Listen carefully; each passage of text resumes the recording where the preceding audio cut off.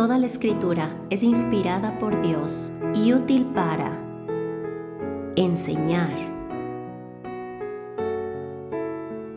redarguir,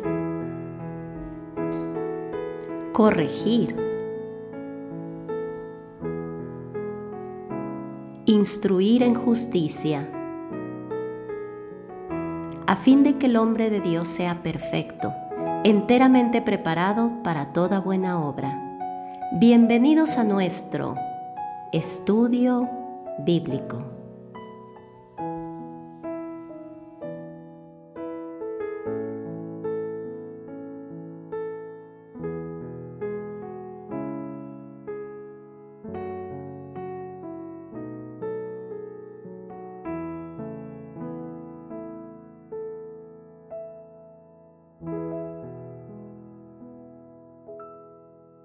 Señor, te queremos agradecer, mi Dios, esta mañana por la oportunidad que nos das de meditar, Padre, nuevamente en tu palabra.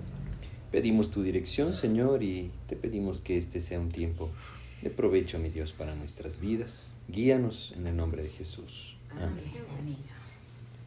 Pues en este capítulo 3 de Juan es un capítulo muy conocido porque contiene el versículo 16, ¿verdad? Que es al final pues uno de los más conocidos de la Biblia, que es porque de tal manera amó Dios al mundo, que ha dado a su Hijo unigénito para que todo aquel que en él cree no se pierda, mas tenga vida eterna. Pero ese versículo está en una conversación que el Señor Jesús tuvo con Nicodemo. Y es tan importante este pasaje porque realmente nos enseña la diferencia entre religión y regeneración. Son dos cosas diferentes. La religión siempre, cualquiera que sea, y esto en todas las partes del mundo, ¿no? Es decir, aún en las religiones orientales podríamos decir que son muy diferentes, aquellas que tienen de cierta forma una relación con el cristianismo, tienen el mismo principio, y el principio es lo que el hombre hace o intenta hacer para ganar el favor de su Dios o de sus dioses en el caso de muchas religiones. Es decir, en ese esquema, bajo ese lema, podríamos decir, se pueden ubicar todas las religiones. Es el esfuerzo humano por alcanzar el favor de algún Dios, ¿verdad? Y uno lo ve de muchas maneras, e incluso, y debemos entenderlo así de claro en este pasaje, el intento por cumplir los 10 mandamientos es un aspecto religioso, porque es lo que yo estoy haciendo para ganarme el favor de Dios. Y esa es la definición de una religión, al final de cuentas. Y el Señor Jesús acá habló con un hombre, Nicodemo, que en todas en los 4 evangelios y en todo el tiempo, el ministerio público del Señor Jesús, podríamos decir que este fue el hombre más importante, más estudiado y más, digámoslo así, renombrado de la religión judía. No habló él, o no se nos presenta otro discurso de Jesucristo con otra persona de la altura de Nicodemo, podríamos decir. Y por eso es que es un pasaje tan importante, porque al final Nicodemo necesitaba lo mismo que todos los hombres necesitan: regeneración. Tenía suficiente religión, pero necesitaba ser regenerado. Y de eso trata este pasaje. Entonces lo vamos a leer. Dice en Juan 3, ¿no? Leamos desde el versículo 1. Había un hombre de los fariseos que se llamaba Nicodemo, un principal entre los judíos. Aquí se presentan 2 cosas sobre Nicodemo que son bien importantes notar. Primero dice que era fariseo y luego nos dice que era principal entre los judíos. Los fariseos eran un grupo de judíos que nunca llegaron a ser muchos. Uno a veces piensa que eran muchísimos, pero realmente eran pocos en comparación de la población judía. Algunos historiadores hablan de que nunca hubieron más de 6,000 fariseos en un mismo tiempo, ¿no? Y eso significa que era un grupo limitado. Ahora, no solamente era un grupo limitado en cuanto a tamaño, sino también en cuanto a costumbres. Ellos siempre buscaban añadir un poco más. O sea, los fariseos se caracterizaban por un ritual externo. pero el Señor Jesús les dijo de una forma muy clara, y quizá vale la pena que uno lea en Mateo 23. Les voy a leer, dicen, en Mateo 23 el Señor Jesús les dio un discurso muy fuerte hacia los fariseos, y a mí me parece que el versículo 23 y 24 son una representación muy clara de todo lo que el Señor Jesús les dijo en este discurso.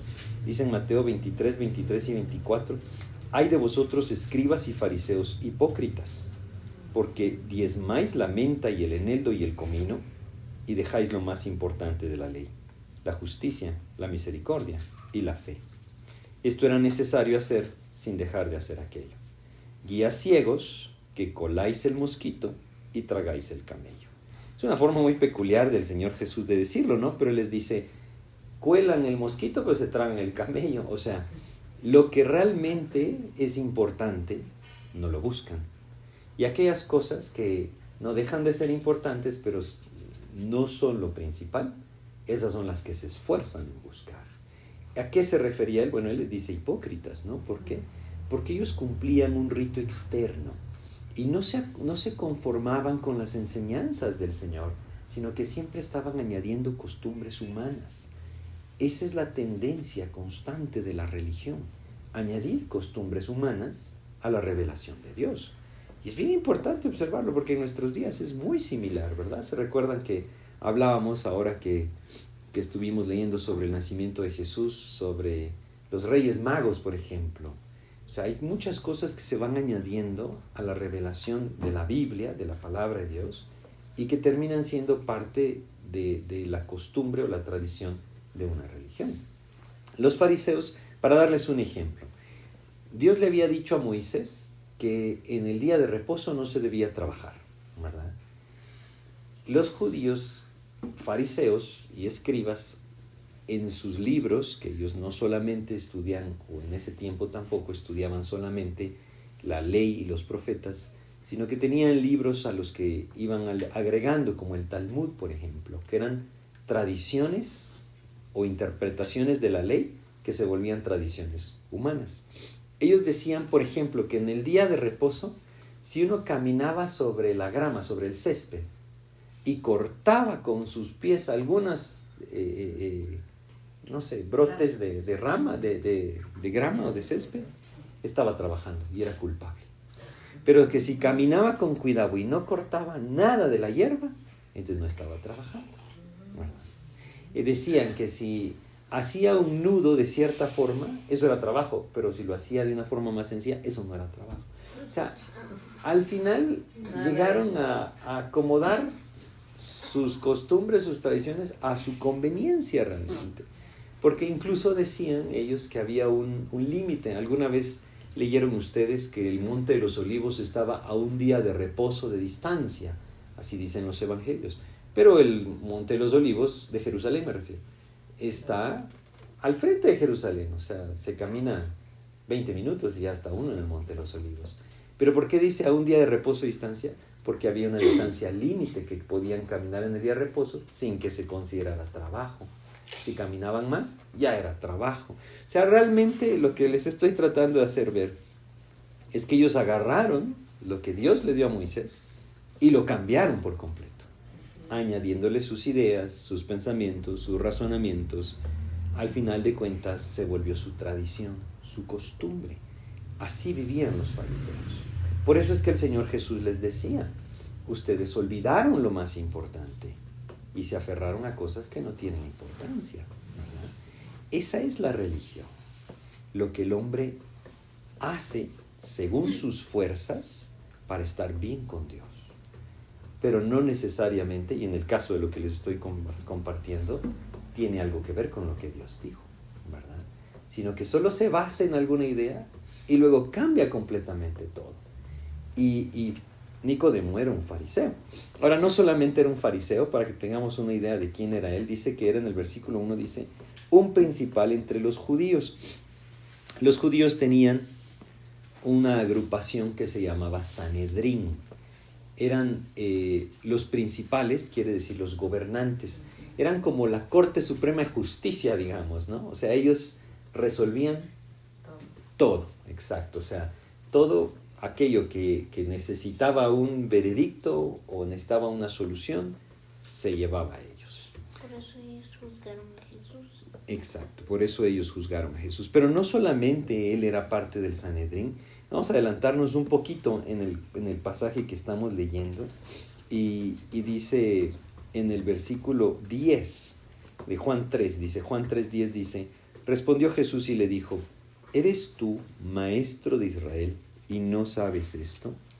Ahora, aquí pareciera ser que solamente es un maestro, pero el original dice, ¿eres tú el maestro de Israel?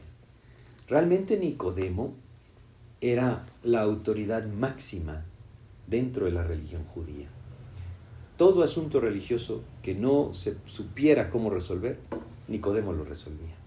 O sea, él era el que estaba hasta arriba en esa pirámide religiosa, digamos, ¿no? Él era la persona encargada de todo asunto religioso. Por eso es que este discurso es tan importante, porque siendo él este personaje que era, no podemos pensar de alguna manera que había alguien superior a él en cuanto a conocimiento y en cuanto a criterio religioso, ¿verdad? Esa era la persona que estaba a la cabeza. Y él se acercó a Jesús. Y esa es una muestra maravillosa de que este hombre era honesto. A diferencia del sumo sacerdote, obviamente el sumo sacerdote era la figura principal, pero el sumo sacerdote nunca vino a Jesús, nunca quiso conocer la verdad. Al contrario, se nos dice que el sumo sacerdote estaba influenciado por sus propios asuntos, ¿no? Quizá es tema de otro estudio, pero Anás, que era el sumo sacerdote, o suegro de Caifás, que era sumo sacerdote, era el dueño de todos los negocios del templo. Entonces había un conflicto de interés, digamos, en cuanto a la verdad. Si Jesús era la verdad, él perdía todos sus negocios, ¿no? Pero Nicodemo no, él sí fue honesto. Entonces regresemos al pasaje 3, el versículo 2, dice, este vino a Jesús de noche y le dijo, Rabí, sabemos que has venido de Dios como maestro, porque nadie puede hacer estas señales que tú haces si no está Dios con él.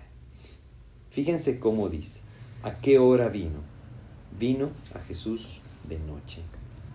Esto fue algo que marcó la identificación de Nicodemo, porque cuando luego el apóstol Juan hace otra vez referencia a Nicodemo, vuelve a usar la misma frase. Fíjense, vamos a leer al final de Juan, en el capítulo 19, dice en el versículo 39, Juan 19, 39. 19:39 de Juan. Fíjense cómo lo vuelve a identificar Juan. Dice, también Nicodemo, el que antes había visitado a Jesús de noche, vino trayendo un compuesto de mirra y de aloes como 100 libras.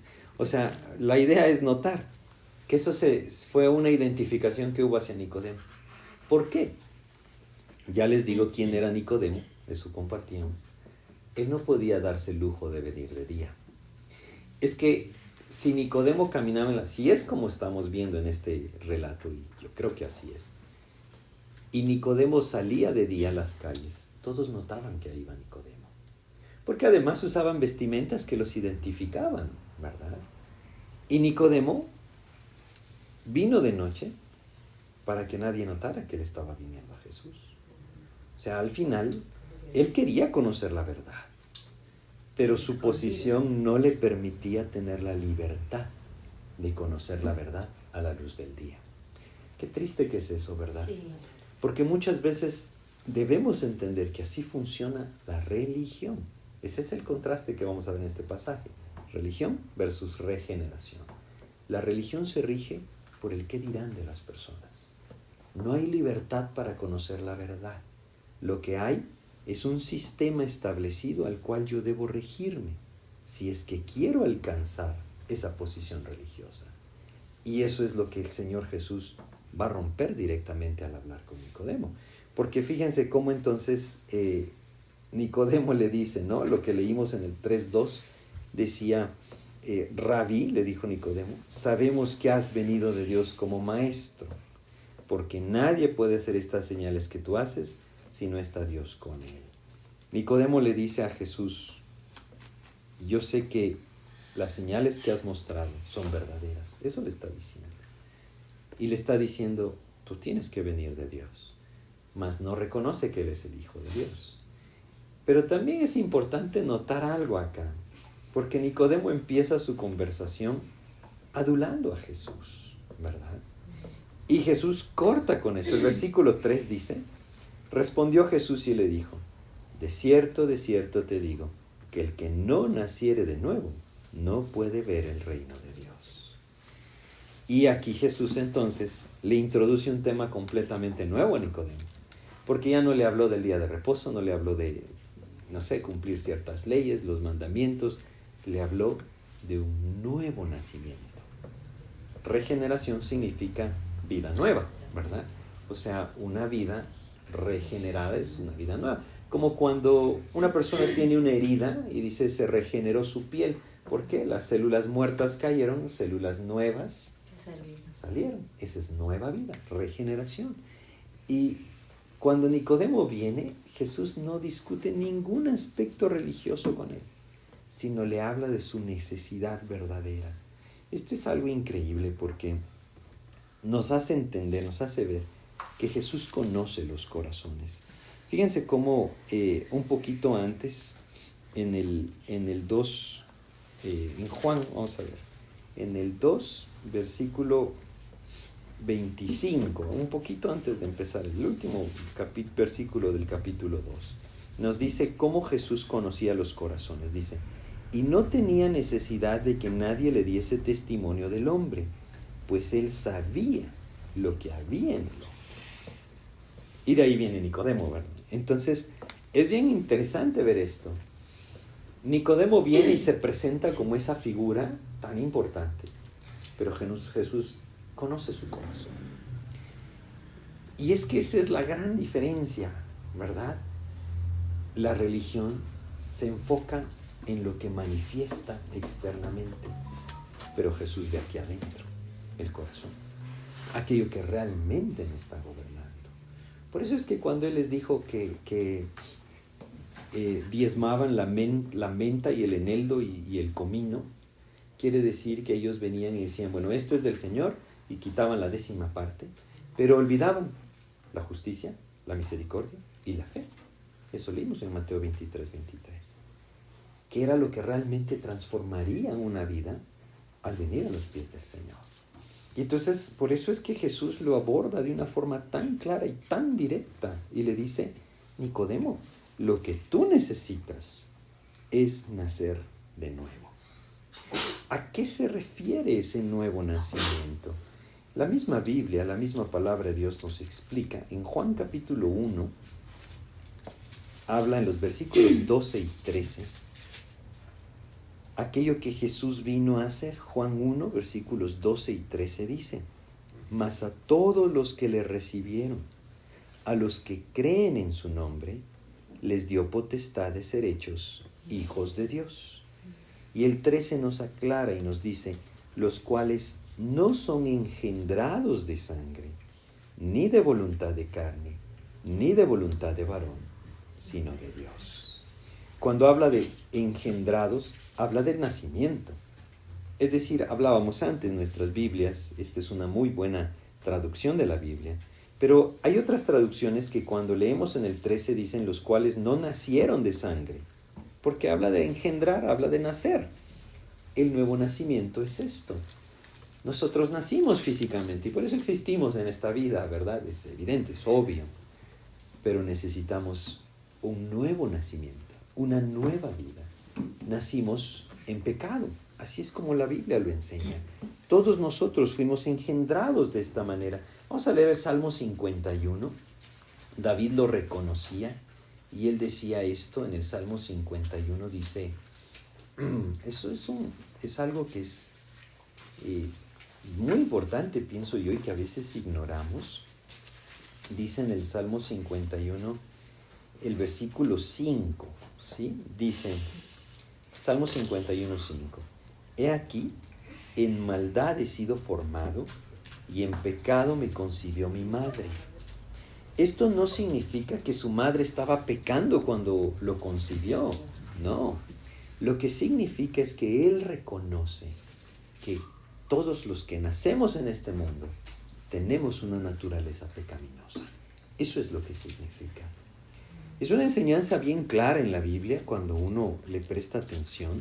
Vamos ahora al Nuevo Testamento para entenderlo mejor en Romanos, en el capítulo 5 de Romanos. Está Juan, Hechos, luego Romanos, ¿verdad? Romanos capítulo 5. Aquí nos habla de esa herencia que nosotros tenemos, una naturaleza pecaminosa. Dice en el versículo 12, vamos a leer dos versículos. Primero el versículo 12 y luego vamos a leer el 15. Dice, por tanto, como el pecado entró en el mundo por un hombre, y por el pecado la muerte, así la muerte pasó a todos los hombres, por cuanto todos pecaron. El pecado vino a través de Adán, y a través de Adán entró la muerte. Y desde Adán, Dios nos enseña en su palabra que todos heredamos la misma naturaleza pecaminosa. Nacemos. Por eso es que David dice, en pecado me concibió mi madre. Quiere decir, desde que nací, soy pecado. Mi naturaleza es pecaminosa. Ahora, obviamente, llega el momento en que de forma voluntaria nosotros pecamos, ¿verdad? Ya no es solo algo que tenemos por naturaleza, sino también por decisión. Porque en algún momento nosotros decidimos decir una mentira, por ejemplo, concebir un mal pensamiento, llevar a cabo una mala acción, simplemente ir en contra de la voluntad de Dios. Muchas veces no lo vemos así, pero eso es un pecado, ¿verdad? Y no es que lo hacemos inconscientemente, lo hacemos conscientemente. Entonces, no solamente somos pecadores por herencia, digámoslo, sino también por decisión. Les había dicho, leamos el 15, Romanos 5:15, dice, pero el don no fue como la transgresión, porque si por la transgresión de aquel uno murieron los muchos, abundaron mucho más para los muchos la gracia y el don de Dios por la gracia de un hombre, Jesucristo. Ya vamos a hablar de la segunda parte, pero la idea es que esa transgresión pasó a nosotros y por eso es que la muerte es parte de nuestra realidad. Entonces, a lo que vamos es que nosotros nacemos en este mundo con una naturaleza pecaminosa y en esa naturaleza pecaminosa, según lo que Jesús le está diciendo a Nicodemo en el versículo 3, no podemos ver el reino de Dios. Necesitamos un nuevo nacimiento. Un nacimiento ya no de sangre, como dice acá en Juan 1:13, sino del Espíritu. Exactamente. Necesitamos nacer de nuevo. Y leímos en Juan 1:12, mas a todos los que le recibieron, a los que creen en su nombre. Fíjense cómo Jesús, cuando Nicodemo vino y le dijo, has venido de Dios como maestro, porque nadie puede hacer estas señales que tú haces si no está Dios con él. Jesús no le dijo, Nicodemo, tú necesitas cumplir tal mandamiento. Le dijo, necesitas nacer de nuevo. ¿Verdad? Una nueva naturaleza, una nueva vida. Y entonces regresemos a Juan 3:3. Dice el versículo 3, otra vez se los vuelvo a leer. Respondió Jesús y le dijo, de cierto te digo que el que no naciere de nuevo, ¿qué le dijo? Hay una consecuencia. No puede ver el reino de Dios. Ahora, esto no necesariamente indica, aunque entendemos que está también implícito en esto, ir al cielo. Lo que significa es que yo no puedo ver las cosas como Dios quiere que yo las vea. No puedo entender la vida espiritual. No puedo entender ni la palabra de Dios, ni el plan de Dios, ni todo aquello que tiene que ver con la revelación de Dios. Por eso es que lastimosamente el hombre que no nace de nuevo, no importa cuánta religión tenga, está cegado.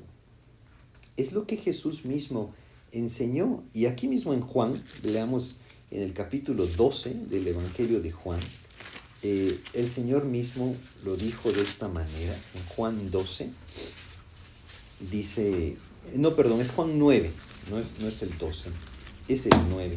Juan capítulo 9 dice en el versículo 40, dice, y 40 y 41 vamos a leer, dice, entonces algunos de los fariseos que estaban con él, al oír esto le dijeron, ¿acaso nosotros somos también ciegos? Jesús le respondió, si fuerais ciegos no tendríais pecado, mas ahora porque decís vemos, vuestro pecado permanece. Es que Jesús hablaba de una ceguera espiritual, ¿sí? Es decir, ellos no podían ver el reino de Dios en todo el sentido, ni siquiera podían reconocer que Jesús era el Hijo de Dios, que era el Señor. Estaban cegados.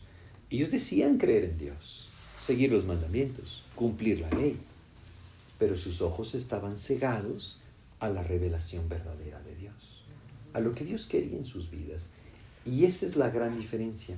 La religión mantiene la ceguera, la regeneración abre los ojos, ¿sí? Y por eso es tan importante entender qué es lo que el Señor busca en nuestras vidas, ¿no?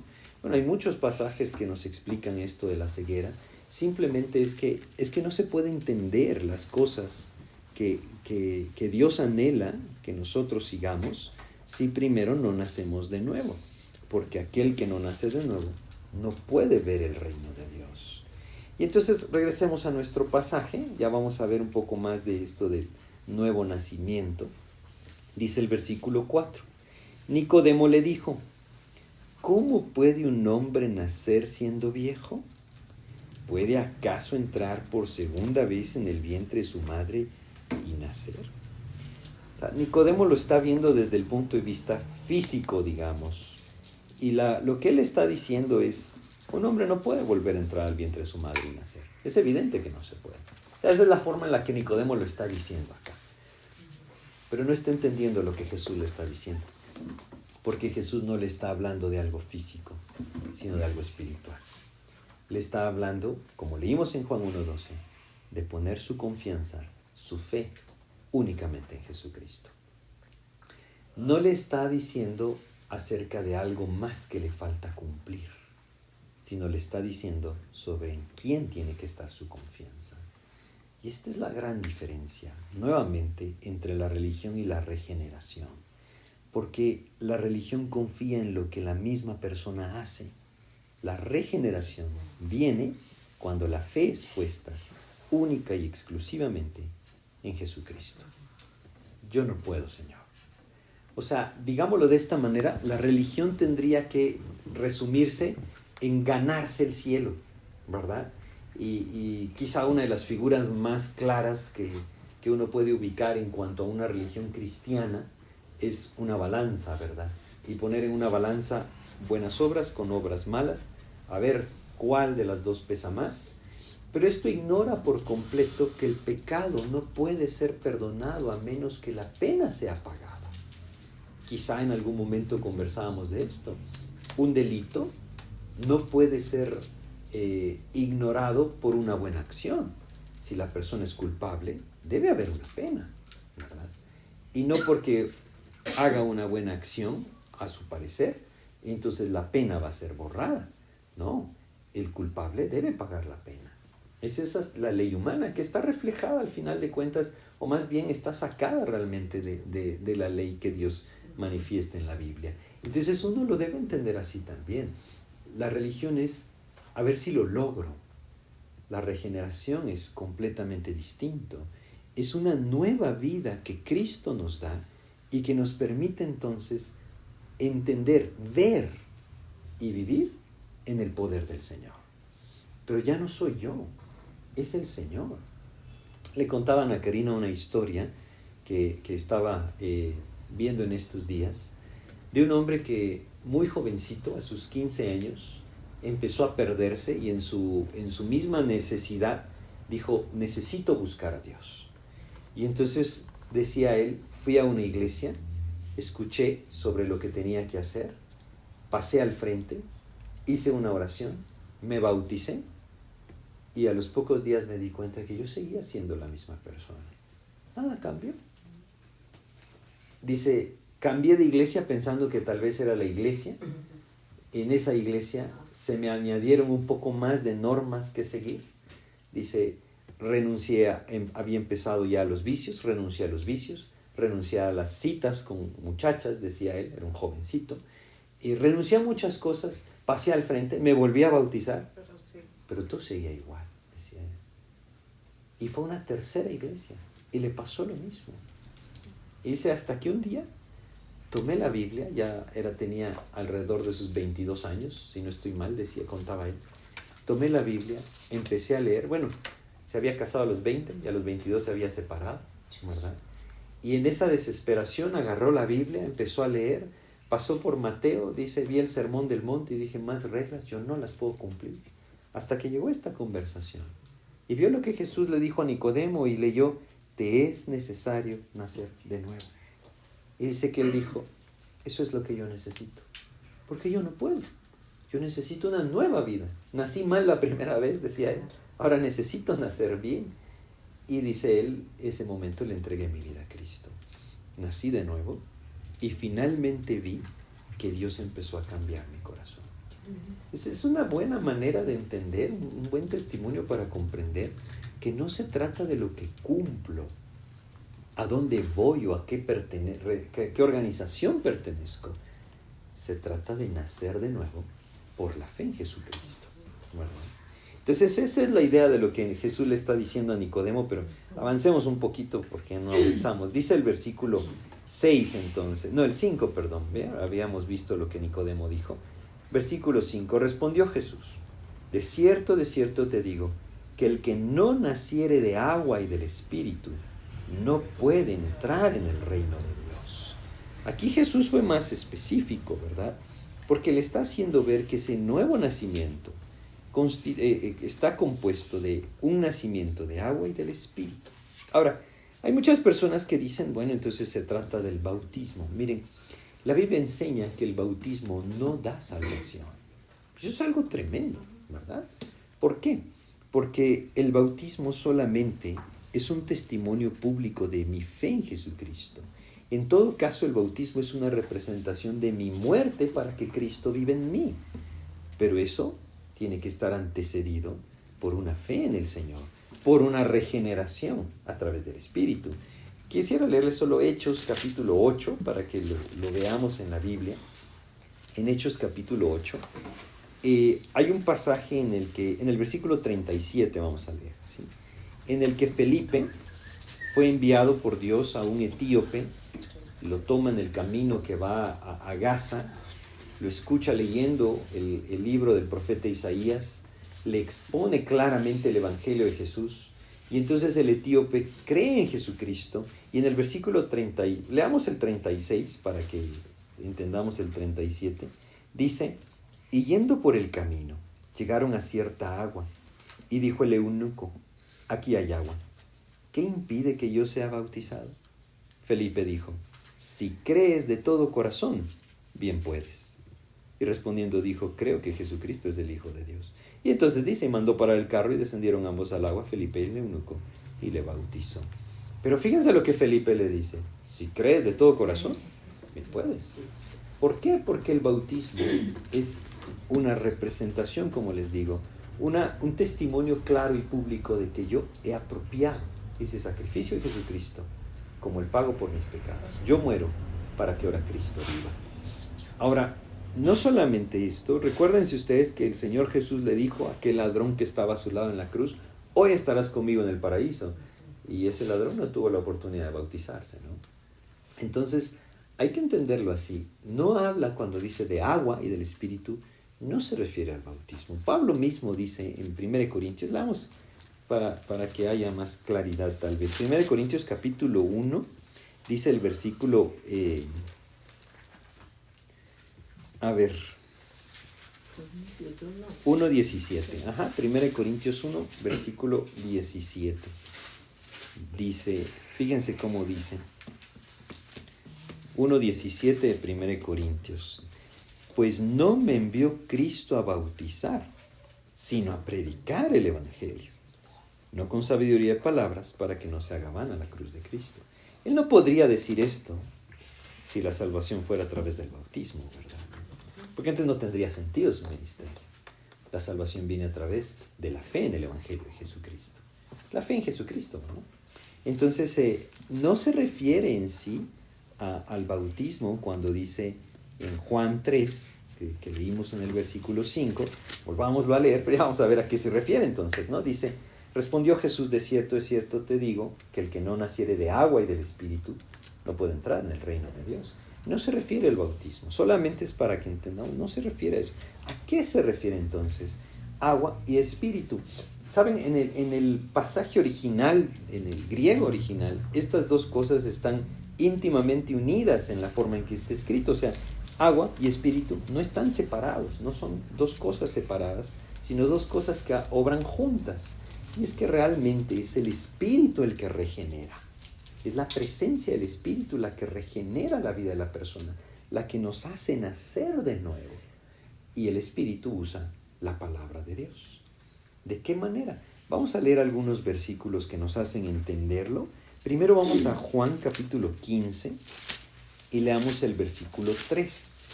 Juan 15, 3 dice lo siguiente. Juan 15 en el versículo 3. Dice, ya vosotros estáis limpios por la palabra que os he hablado. Uno lee en los evangelios que la palabra es comparada al agua que limpia. Ahora, es bien importante entender que los judíos estaban muy ligados a su tradición, digámoslo, y al lavamiento del cuerpo. Por todo el territorio de Israel actualmente se encuentran ruinas de los famosos baños rituales. Se le llaman mitzvahs, ¿no? Son pequeños, un cuadrito de 1 por 1 y de 1 metro de profundidad, donde las personas entraban por un lado, se sumergían y salían por otro. Eso está por todas partes de Israel, porque ellos siempre cumplían el lavamiento del cuerpo como un ritual que purificaba. Entonces, el Señor Jesús conoce a Nicodemo, conoce con quién está hablando, ¿verdad? Y por eso es que Él está hablando de esto. Por eso es que Él compara la palabra con el agua. Sumergirme en agua no limpia mis pecados, no me regenera, no me da una vida nueva. Es el Señor el que lo hace. Y la palabra debe ser tomada por el Espíritu para que la persona tenga esa convicción de fe. Entonces, el agua habla de la palabra, pero realmente, vamos a ir a Tito. Tito está casi hasta el final, después de Timoteo, antes de Hebreos, está Tito, Filemón, Hebreos. Entonces, Tito, capítulo 3 de Tito, dice aquí en Tito capítulo 3, vamos a leer el versículo 5. El capítulo 3, versículo 5. El 5 hasta el 7. Dice, nos salvó, no por obras de justicia que nosotros hubiéramos hecho. Una pausa ahí, porque eso es religión. Obras de justicia que el hombre hace, ¿verdad? O sea, aquello que yo intento hacer, yo trato de hacer justicia, trato de hacer esto bueno, trato de ayudar aquí. Yo no les digo que está mal ayudar, no se trata de eso, pero no nos salva, ¿verdad? Por eso es que Él dice, nos salvó, no por obras de justicia que nosotros hubiéramos hecho, no por nuestras acciones. Eso sería merecernos el cielo, y ninguno se lo merece. Nuevamente, el impedimento es, somos pecadores, y el pecado no se puede borrar con nuestras acciones. Ahí es donde dice claramente, entonces, nos salvó no por obras de justicia que nosotros hubiéramos hecho. Y entonces viene el contraste, dice, sino por su misericordia. ¿Qué es misericordia? ¿Saben? Una buena definición de misericordia es no dar el castigo que se merece a aquel que se lo merece, ¿verdad? O sea, es no castigar de la forma que se merece. Eso es tener misericordia. Nosotros merecíamos la muerte eterna, separación de Dios, pero en su misericordia Él decidió proveer salvación. Ahora, aquí dice cómo, ¿verdad? Dice, no por obras de justicia que nosotros hubiéramos hecho, sino por su misericordia, y aquí está, por el lavamiento de la regeneración y por la renovación en el Espíritu Santo. El Espíritu Santo es el que regenera cuando viene a la vida de la persona, aquel que por fe le recibe a Cristo. Ahora, si unimos lo que hemos visto, recuérdense, necesitamos nacer de nuevo, de agua y del Espíritu. Hoy estamos leyendo de regeneración, estamos hablando de nacer de nuevo, de ir al cielo, de fe en Jesucristo. Alguna persona puede escuchar esto y puede pasar por alto esto, pero otra persona puede tomar esto, el Espíritu de Dios, y darle convicción. Y cuando esa convicción viene, la persona recibe por fe a Cristo.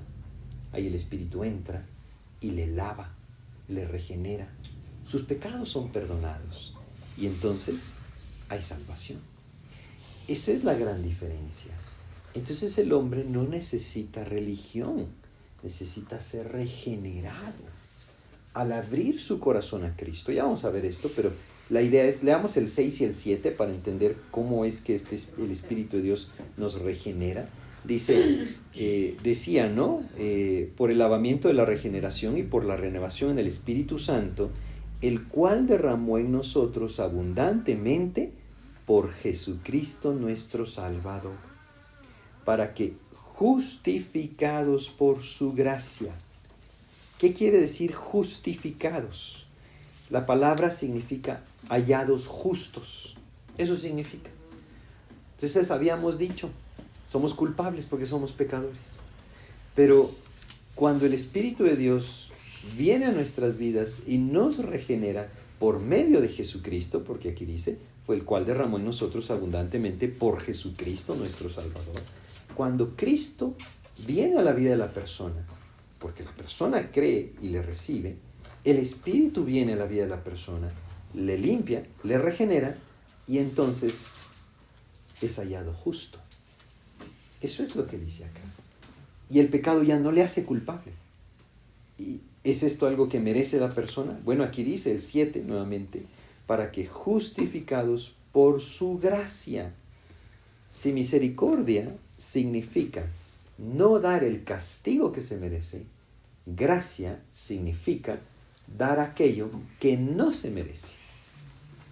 Su misericordia nos perdonó. Su gracia nos hizo sus hijos, ¿verdad? De eso se trata. Por su misericordia, Él no nos condena. Por su gracia, nos recibe como sus hijos. Todo esto a través de la regeneración que el Espíritu produce cuando abrimos nuestro corazón a Jesucristo. A través de la fe. Y entonces dice, terminamos de leer el 7 nada más, el 3:7 de Tito, para que justificados por su gracia, viniésemos a ser herederos conforme a la esperanza de la vida eterna. ¿Qué heredamos? La vida eterna. La regeneración nos da vida eterna. Nuevamente, como decía aquí, no por obras de justicia que hubiéramos hecho, sino por su misericordia, por su gracia, a través de la regeneración que el Espíritu Santo hace cuando la persona le recibe a Cristo. Ese es el nuevo nacimiento. No tiene que ver con cumplir algo, tiene que ver con creer en alguien, en Jesucristo. Creer que Él pagó por mí y que por su misericordia me puede perdonar y por su gracia me hace su hijo. Ahí hay salvación, ¿no? Entonces, regresemos a Juan 3, a nuestro pasaje, ¿no? de Juan 3. Hay muchos más versículos que podríamos leer, pero creo que son los suficientes. Dice el versículo 6, entonces el Señor Jesús le sigue explicando a Nicodemo el nuevo nacimiento y le dice, lo que es nacido de la carne, carne es, y lo que es nacido del Espíritu, Espíritu es. Aquí le está diciendo de qué se trata ese nuevo nacimiento. No es algo físico, es algo espiritual. Necesitamos nacer del Espíritu. Esa es la regeneración, cuando el Espíritu viene a morar en nosotros por medio de Jesucristo. Y entonces le da dos ejemplos. Vamos a leer el versículo 7. Dice, no te maravilles de que te dije, os es necesario nacer de nuevo. El viento sopla de donde quiere y oyes su sonido, mas ni sabes de dónde viene ni a dónde va. Así es todo aquel que es nacido del Espíritu. Y el Señor entonces compara el Espíritu con el efecto del viento La misma palabra espíritu es la misma palabra que se usa para viento en griego, o sea que hay un juego de palabras que Jesús hace. Pero lo que él está diciendo es, tú no ves el viento, Nicodemo, pero ves su efecto, ¿verdad? Y uno lo puede entender así.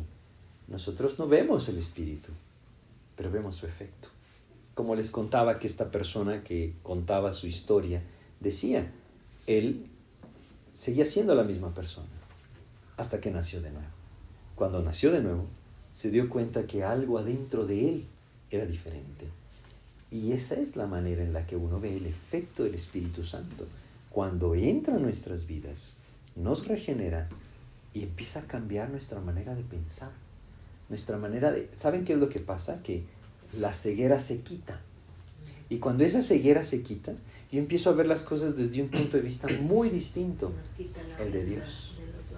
Así es. Es como que Dios nos quita una venda. Y todo empieza a verse distinto. ¿Por qué? Porque Cristo lo ha hecho así. Pero no nos quitaba a nosotros. Bien. ¿Sabe qué pasa? Que cuando uno nace de nuevo, hay algo que viene como fruto. Creo que el primer fruto que el nuevo nacimiento trae es interés por Jesucristo. No por una religión establecida, sino por conocer quién es Jesucristo, quién es mi Salvador, ¿verdad? Porque es algo personal con Él. Y eso le va a llevar a uno a la Biblia, ¿no? Entonces, sigamos leyendo, dice el segundo ejemplo, porque Nicodemo le hace otra pregunta. Dice, respondió Nicodemo y le dijo, ¿cómo puede hacerse esto? Él no lo entendía aún, ¿no? ¿Y por qué no lo entendía? Solamente quiero hacerles ver algo.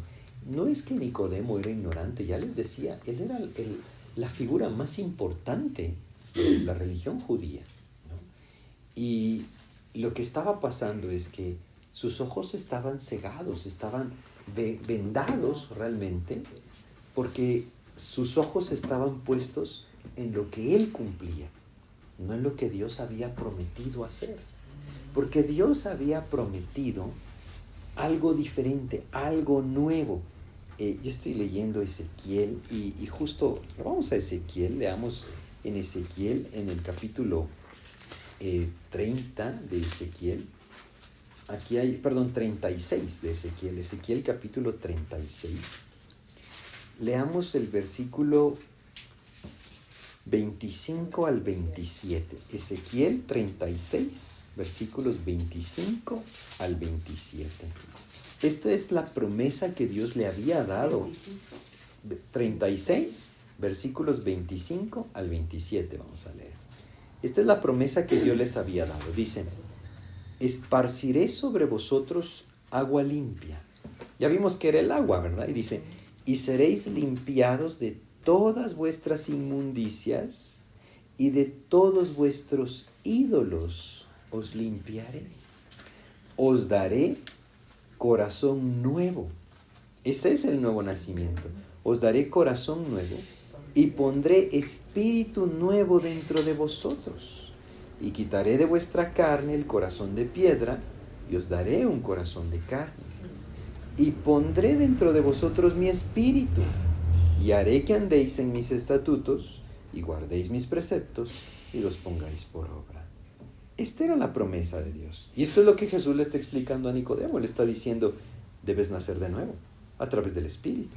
Para que entonces ya no sea Nicodemo esforzándose en cumplir, sino que sea Dios transformando a Nicodemo y llevándolo a vivir conforme a la voluntad de Dios. Es una diferencia completa. La religión entonces es el esfuerzo humano de cumplir lo que Dios le dice. La regeneración es Cristo mismo en la vida de la persona cumpliendo su voluntad. Y eso es completamente diferente. Entonces ahí es donde uno debe entender cuál es nuestra necesidad, ¿no? Ese nuevo nacimiento. Regresemos a Juan 3. Entonces, cuando Nicodemo le dice, ¿cómo puede hacerse esto? Jesús le dice en el versículo 10, Juan 3, versículo 10, dice, respondió Jesús y le dijo, ¿eres tú maestro de Israel y no sabes esto? Bueno, ¿por qué? Porque acabamos de leer en Ezequiel. Ezequiel es un libro del Antiguo Testamento Nicodemo, sin duda, había leído y estudiado Ezequiel, pero estaba fallando en reconocer que eso era lo que Jesús había venido a cumplir, ¿no? Y entonces dice en el versículo 11, de cierto te digo, que lo que sabemos hablamos, y lo que hemos visto testificamos, y no recibís nuestro testimonio. Si os he dicho cosas terrenales y no creéis, ¿cómo creeréis si os dijere las celestiales? Nadie subió al cielo, sino el que descendió del cielo, el Hijo del Hombre que está en el cielo. Y aquí él está diciendo, ¿quién es él, verdad? O sea, aquí Jesús, tal vez para nosotros no es tan claro, pero creo que para Nicodemo lo era. Jesús le está diciendo, yo soy en aquel que tienes que creer. Porque el pasaje sigue, hay un ejemplo. Dice, este es el segundo ejemplo, el 14 y el 15 dice, y como Moisés levantó la serpiente en el desierto, así es necesario que el Hijo del Hombre sea levantado, para que todo aquel que en él cree no se pierda, mas tenga vida eterna. Entonces la historia está en Números, ¿no? Y la idea o la historia es que cuando Israel estaba caminando por el desierto, murmuraron contra Dios, pecaron, y entonces Dios envió serpientes ardientes, dicen, ¿no? Probablemente porque eran rojas, esa es la traducción, y los mordían y morían.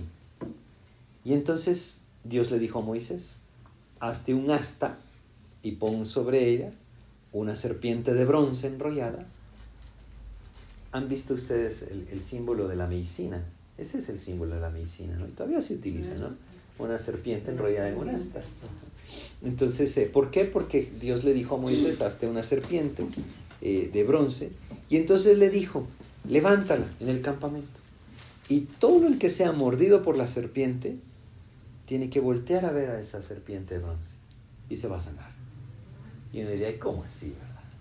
Es lo que Nicodemo podría haber dicho de creer en Jesús. O sea que no tengo que hacer nada más. Por eso es que Jesús le está poniendo este ejemplo. Jesús no le está diciendo, mira Nicodemo, si arreglas, haces esto y cumples esto y arreglas esto y de verdad haces esto. No, él está diciendo, como Moisés levantó la serpiente, solo hay que voltear a ver a Jesús. Y ese acto de fe trae entonces salvación a la vida de la persona. Es maravilloso, ¿no? Si Dios nos pidiera más requisitos, nadie los podría cumplir. Lo único que Él está esperando es que volteemos a Él por fe y confiemos en Él como nuestro único y suficiente Salvador. Entonces, por eso dice, regresando a Juan 3:15, dice, para que todo aquel que en Él cree no se pierda, mas tenga vida eterna. Y aquí está ese versículo que leímos al principio. ¿Por qué Dios hizo esto? ¿Por qué Dios mismo se hizo hombre y murió en esa cruz? Bueno, aquí dice, porque de tal manera, qué hermoso como empieza el versículo, porque porque de tal manera es una, no sé, como una mejor, yo creo que esta es la mejor traducción de eso, ¿no?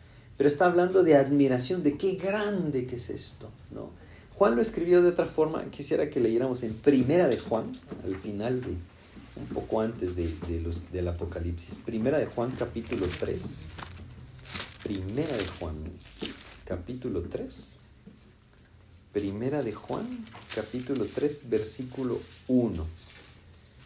Solo la primera parte del versículo hasta el punto, y como vamos a leer qué es lo que nos importa por lo que estamos leyendo. Dice Primera de Juan 3:1.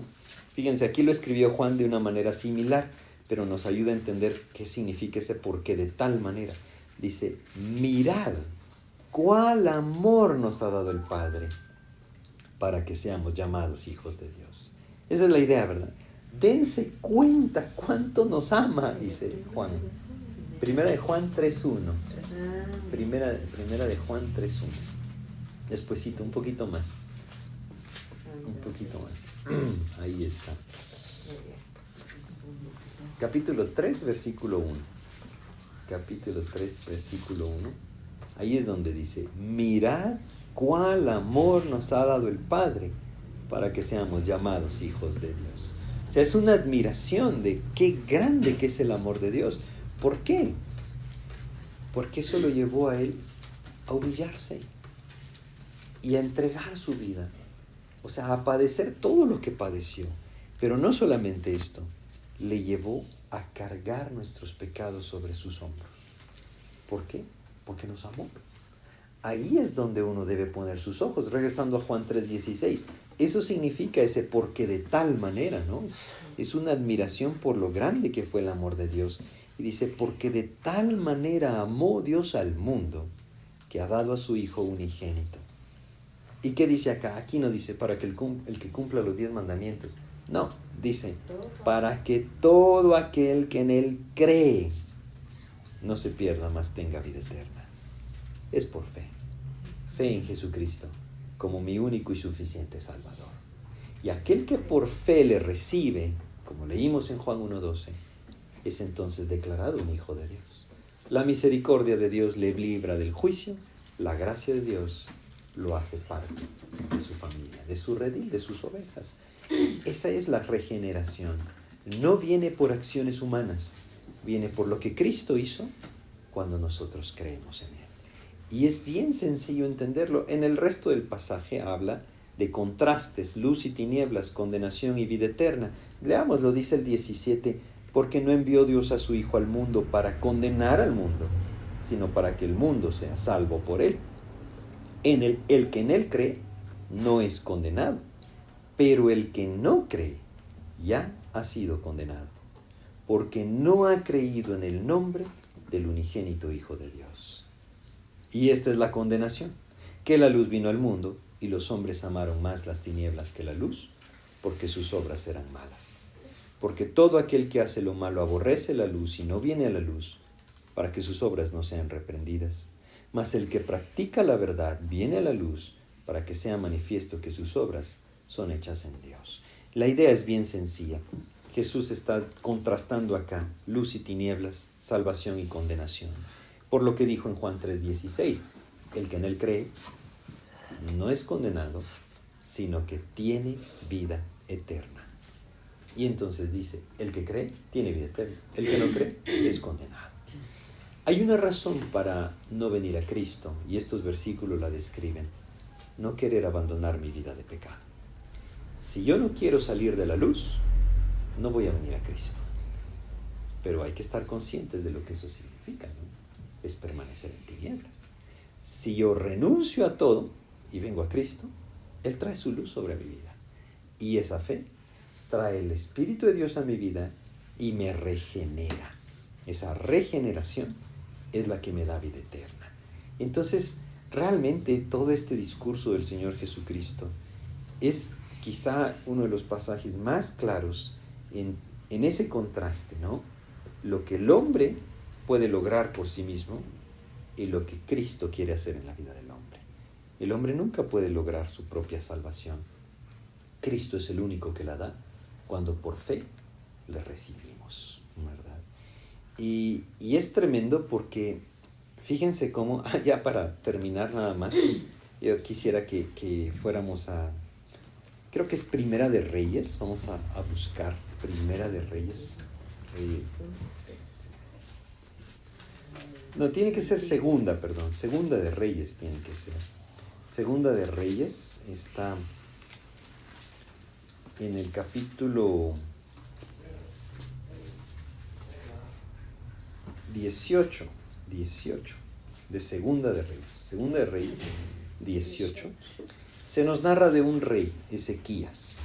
Este rey Ezequías buscó a Dios con todo su corazón.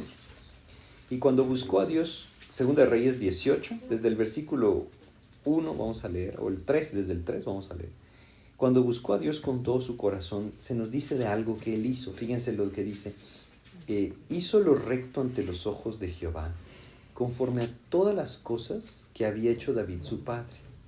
Él quitó los lugares altos y quebró las imágenes y cortó los símbolos de Acera. Acera era un altar donde se ponían diferentes ídolos o imágenes. E hizo pedazos la serpiente de bronce que había hecho Moisés. esa que el Señor Jesús mencionó. Dice, porque hasta entonces le quemaban incienso los hijos de Israel y la llamó Neusta. ¿Qué significa cosa de bronce, ¿no? ¿Saben por qué leemos esto? Porque es increíble lo que el hombre hace. Dios le dio esa orden a Moisés, levantó esa serpiente, como una señal de que un día Jesucristo sería levantado en esa cruz. ¿Y qué hicieron los hombres? La empezaron a adorar. Y le empezaron a quemar incienso. Y le empezaron a tener como un ídolo. Es lo que pasa hoy en día. Aquellas cosas que Dios nos muestra en la palabra, no tiene sentido hacer de ellas un ídolo. O las personas, digamos. Lo que necesitamos es entender que eso es parte de la religión que condenaba a estos hombres. Lo que necesitamos es regeneración. Y esa regeneración solamente viene cuando por fe recibimos a Cristo. Pues vamos a detenernos ahí entonces a nuestro estudio y es un buen momento, ¿no? Decía, no nos ha quitado la venda. Bueno, cuando uno le abre su corazón a Cristo, Él entra. No hay cosa que cumplir, ¿verdad? Y Dios conoce el corazón, como vimos antes en Juan 2:25. Él no tiene o no tenía, estando en la tierra, mucho menos ahora, o sea, es el mismo Dios, ¿no? Pero es el mismo principio. Él no tiene que esperar que alguien le diga qué hay en nuestro corazón. Él nos conoce. Y si nosotros, con todo el corazón, en el sentido pues de que somos honestos, nos arrepentimos delante del Señor y le abrimos el corazón, Él entra. Esa es su promesa. Y al entrar, no hay absolutamente nada que le pueda detener a Él de darnos salvación, porque no depende de nosotros. O sea, parte de la religión, lastimosamente, es decir, no sé, por ejemplo, hay grupos religiosos que dicen, Jesucristo te salva, pero ahora tienes que cumplir esto, ¿verdad? Pero entonces, volvemos a lo mismo, ya es obras humanas y justicia a través de mi esfuerzo. No estoy confiando en la obra de Cristo. Ahora, el peligro que muchos ven es decir, bueno, pero entonces no importa lo que haga. Es que estamos hablando de una nueva vida. Y cuando Cristo nos regenera, nos va a llevar a vivir una nueva vida, ¿verdad? Una nueva vida que es el resultado de la presencia de Cristo en el corazón. Perfectos nunca vamos a ser. Pero es muy distinto cuando nosotros buscamos y vivimos en comunión con Cristo. Él nos va a mostrar nuestro pecado. Y Él mismo nos va a llevar a confesar y arrepentirnos delante de Él. Es muy distinto eso a ser hipócritas, ¿verdad? Entonces, al final, el pasaje enseña que necesitamos ser regenerados y que esa regeneración viene al recibir a Cristo por fe. El Espíritu viene, me limpia y me regenera. Y maravillosamente me da vida eterna. Que nada ni nadie me la puede quitar, porque Cristo me salvó. Y la idea es poder guiar a las personas a Cristo. Entonces yo quisiera que termináramos con una oración para que pues alguna persona que escucha y que de alguna manera no ha nacido de nuevo, o no está segura de que haya nacido de nuevo, pues pueda tomar esa decisión en su corazón por Cristo. Jesús dice en Apocalipsis 3:20, aquí yo estoy a la puerta y llamo. Si alguno oye mi voz y abre la puerta, entraré a Él. Esa es la promesa. Nuevamente, Él ve el corazón. No ve otra cosa, sino lo que hay dentro de nosotros. Y si honestamente nosotros se lo pedimos, Él entra. Entonces oremos, vamos a orar. Pues Señor, hoy quiero venir delante de ti para pedirte que tú perdones mis pecados. Reconozco que necesito nacer de nuevo. Necesito esa nueva vida que tú dices que me quieres dar. Y Señor, hoy vengo a ti y te recibo por fe. Yo te abro mi corazón y te pido que entres y que hagas de mí una nueva criatura. Perdóname, límpiame, toma mi vida en tus manos y dame, Señor, esa nueva vida en tu gracia y en tu misericordia. Te recibo por fe y te pido que tú me salves. Todo esto en el nombre de Jesús. Amén, Señor.